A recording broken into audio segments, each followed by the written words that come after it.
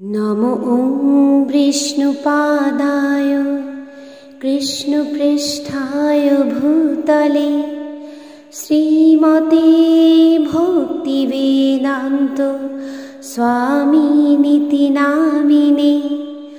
नमस्ते सरस्वती देवी गौरवाणी प्रचारिणे निर्विशेष शून्यवादी पाश्चात्यदेशतारिणे।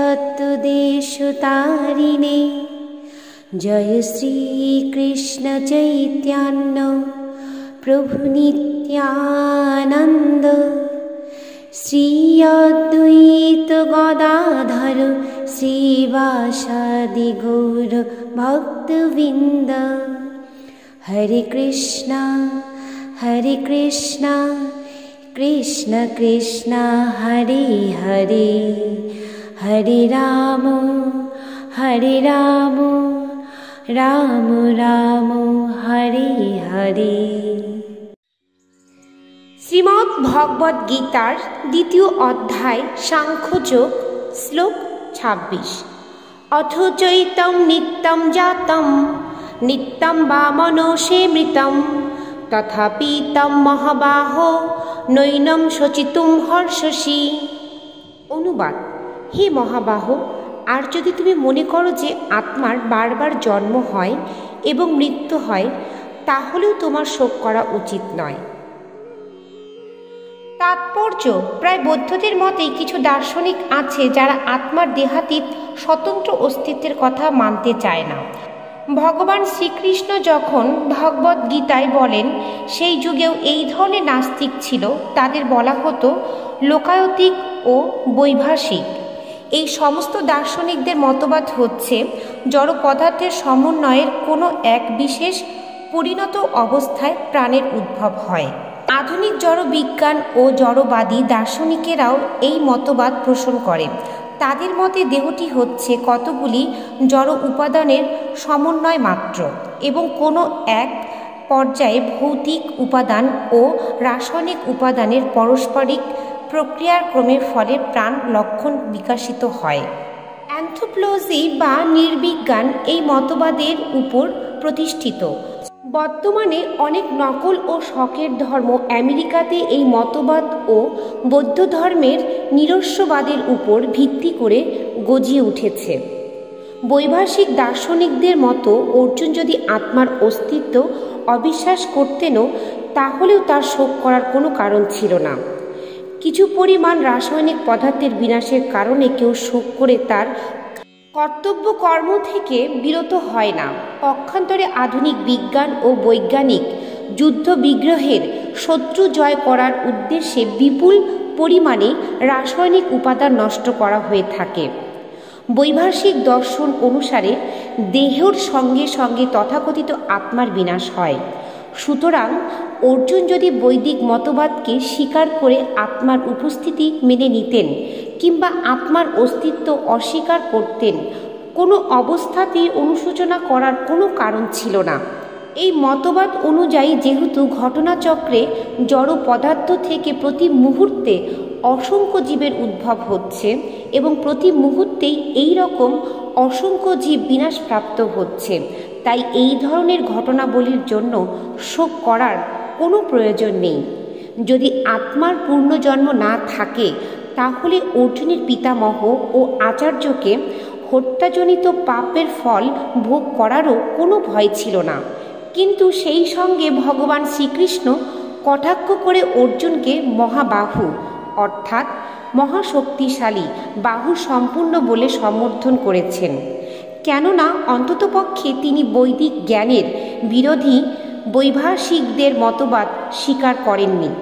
একজন ক্ষত্রিয় রূপে অর্জুন বৈদিক সংস্কৃতির অবিচ্ছেদ অঙ্গ এবং তার নীতি অনুসারে করাটাই ছিল তার পক্ষে যথা উপযুক্ত। শ্লোক ২৭। জাতস্য হি ধ্রুব মৃত্যু ধ্রুবং জন্ম মৃতস্য চ তসমর্থ পরিহার্য অর্থে ন তম শচিতং অর্হসি। অনুবাদ: যার জন্ম হয়েছে তার মৃত্যু অবসম্ভাবী এবং যার মৃত্যু হয়েছে তার জন্ম অবসম্ভাবী। অতএব অপরিহার্য কর্তব্য সম্পাদন করার সময় তোমার শোক করা উচিত নয়। তাৎপর্য: জীবদশায় কৃতকর্ম অনুসারে কোনো বিশেষ দেহ প্রাপ্ত হয়ে আত্মা জন্মগ্রহণ করে। তারপর কিছুকাল যাবৎ জড়জগতে ক্রিয়াকলাপ সম্পাদন করার পর তাকে মৃত্যুবরণ করতে হয় আরেকটি দেহ লাভ করার জন্য। এইভাবেই আত্মা জড় বন্ধন থেকে মুক্ত না হওয়া পর্যন্ত জন্ম মৃত্যু চক্রে আবর্তিত হতে থাকে। এই জন্ম মৃত্যু চক্র অবশ্য অনর্থক যুদ্ধ। হত্যাও হিংসাকে অনুমোদন করে না, কিন্তু তবুও মানব সমাজে নিয়ম শৃঙ্খলা বজায় রাখার জন্য হিংসা ও যুদ্ধ অপরিহার্য হয়ে পড়ে। ভগবানের ইচ্ছার ফলে কুরুক্ষেত্রের যুদ্ধের আয়োজন হয়েছিল বলে তা অবসম্ভাবী ছিল এবং ন্যায়সঙ্গত কারণে যুদ্ধ করাটা ক্ষত্রিয় ধর্ম। যেহেতু অর্জুন যথার্থ কর্তব্য কর্মে অনুষ্ঠান করেছিলেন, তাই তার আত্মীয় স্বজনদের বিয়োগের আশঙ্কায় কেন তিনি ভীত অথবা শোকান্বিত হয়েছিলেন। নিয়ম লঙ্ঘন করা তার পক্ষে সম্ভব ছিল না, আর তাই যে পাপ কর্মের ভয়ে তিনি ভীত ছিলেন, তার ফল ভোগের অধিকারীও তিনি ছিলেন না। তাই কর্তব্য কর্ম থেকে বিরত থাকলেও মৃত্যুর হাত থেকে তিনি তার আত্মীয় স্বজনদের রক্ষা করতে পারতেন না, কিন্তু ভুল কর্মপন্থা অবলম্বন করার জন্য তিনি অর্ধগামী হতেন।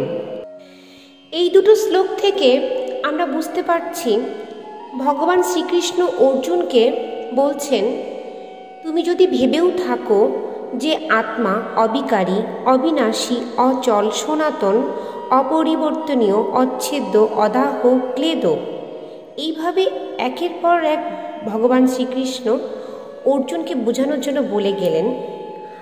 এই কথাগুলো অর্জুন শুনেই যাচ্ছিলেন, আর তিনি কিচ্ছু বলছিলেন না, তিনি চুপচাপ ছিলেন। এর অর্থ এই যে অর্জুন এই কথাগুলোকে মেনে নিতে পারছিলেন না।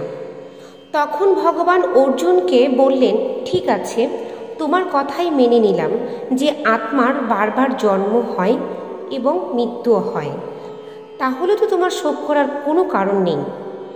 তারপরে ভগবান অর্জুনকে বোঝানোর জন্য 27 নম্বর শ্লোকে বললেন, জাতস্য হি ধ্রুবম মৃত্যু ধ্রুবম জন্ম মৃতস্য তসমর্থ অপরিহার্য অর্থে ন তম সচিতম অর্শসী।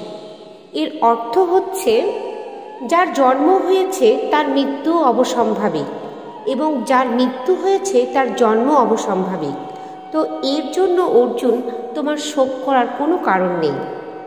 আমরা পৃথিবীতে দেখেছি যেটা আসছে সেটা চলেও যাচ্ছে, আবার তার পুনর্জন্ম হচ্ছে। সুতরাং এটা ধরে নিয়ে তোমার শোক করার উচিত নয়, এটা সাধারণ ব্যাপার। উদাহরণস্বরূপ, সূর্য প্রতিদিন উদয় হচ্ছে, অস্তও যাচ্ছে।